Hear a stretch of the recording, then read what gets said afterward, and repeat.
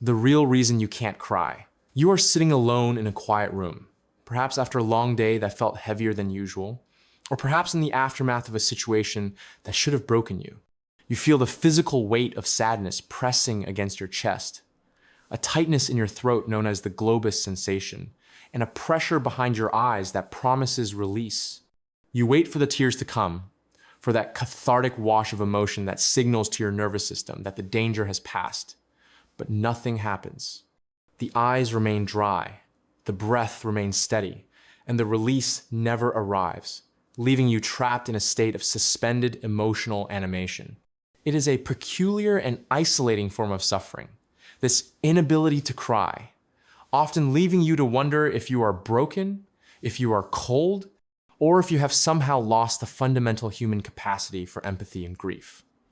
But if you look closely at the architecture of your silence, you will find that this blockage is not a sign of emptiness, but rather a sign of a defense mechanism so robust and so ancient that it has successfully severed the connection between your experience and your expression. To understand why the tears do not fall, we must move beyond the simplistic idea of being tough or holding it together and look into the deeper psychological currents of affective inhibition and emotional dissociation. For many, the inability to cry is not a lack of feeling, but an overabundance of it that has triggered a protective shutdown. In psychology, we often look toward the Polyvagal Theory to understand how the autonomic nervous system manages threat. When we face emotional pain, our initial response is usually hyperarousal, the fight or flight mode, where we feel anxious, agitated, and ready to protest. Crying often happens here or in the safe come down from this state.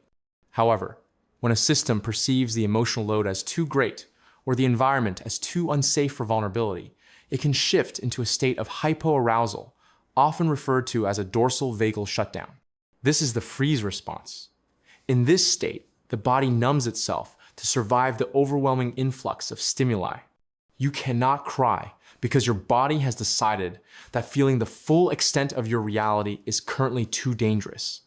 So it anesthetizes you, leaving you in a state of functional dissociation where you know you are sad intellectually, but you cannot access the somatic release of that sadness. This mechanism often traces its roots back to early attachment dynamics and the formation of your emotional schematic.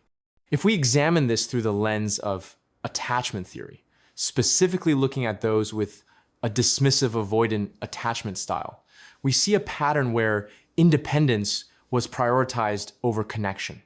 If as a child, your tears were met with indifference, annoyance, or even punishment, your brain learned a very specific and hardwired lesson. Vulnerability brings danger, not comfort. The neural pathways associated with crying, which is biologically designed as a signal to others that we need help, essentially atrophy in their usage because the signal never resulted in a rescue. Over years, this conditioning becomes a reflexive repression. You do not consciously decide not to cry. Your subconscious mind intercepts the signal before it ever reaches your tear ducts. You become an expert at what psychologists call intellectualization, a defense mechanism where you retreat into the fortress of your mind to analyze your feelings rather than experiencing them. You might be able to articulate exactly why a situation is sad, describing the tragedy with perfect logic, but you are observing the event like a narrator reading a script, rather than the protagonist living through it.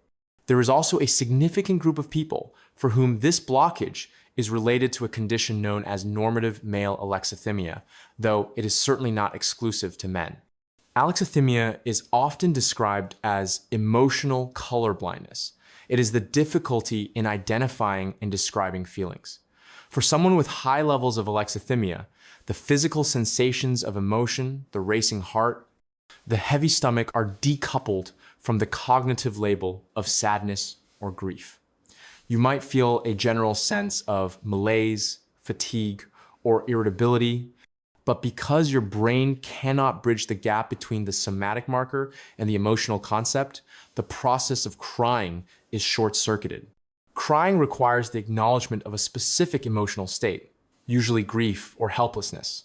If your mind cannot label the sensation, it cannot execute the release. This is often why you might find yourself crying at seemingly random or trivial things, a commercial, a passing melody, a small act of kindness in a movie, because these low-stakes stimuli bypass your heavy defenses. They sneak past the guard at the gate because they do not threaten your core identity or require you to confront your own massive, unaddressed trauma. Furthermore, we must consider the concept of the tipping point and the fear of the floodgates.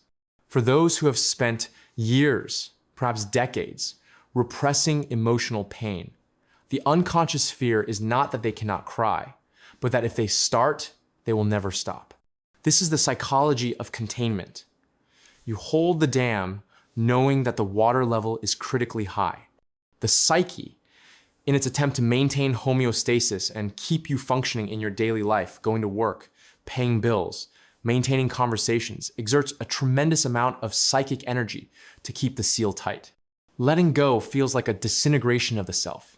This is often seen in individuals who are the rocks of their families or social circles.